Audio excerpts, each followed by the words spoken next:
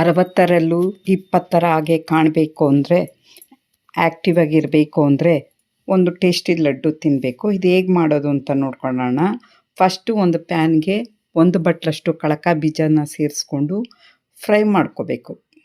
ನೀಟಾಗಿ ಎಲ್ಲ ಫ್ರೈ ಮಾಡ್ಕೋಬೇಕು. ನಂತರ ಒಂದು ಪ್ಲೇಟ್ಗೆ ತೆಗೆದಿಟ್ಕೋಬೇಕು.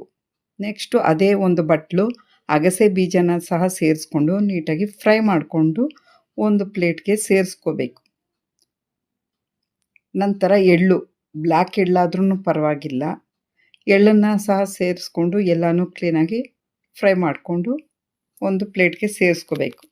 ನಂತರ ಮಿಕ್ಸಿ ಜಾರನ್ನ ತಗೊಂಡು ಅದರಲ್ಲಿ ಕಡಲೆಕಾಯಿ ಬೀಜನ ಸಿಪ್ಪೆ ತೆಗೆದು ಬಿಡಿಸಿಟ್ಕೊಂಡು ಒಂದು ಬಟ್ಲನ್ನ ಸೇರಿಸ್ಕೋಬೇಕು. ನಂತರ 3 ಏಲಕ್ಕಿ ಮತ್ತು ಎಳ್ಳು, ಇದು ಮೂರನ್ನು ಸಹ ನಾವು ನೈಸಾಗಿ ಗ್ರೈಂಡ್ ಮಾಡಿ ಒಂದು ಪ್ಲೇಟ್ಗೆ ಸೇರಿಸ್ಕೋಬೇಕು.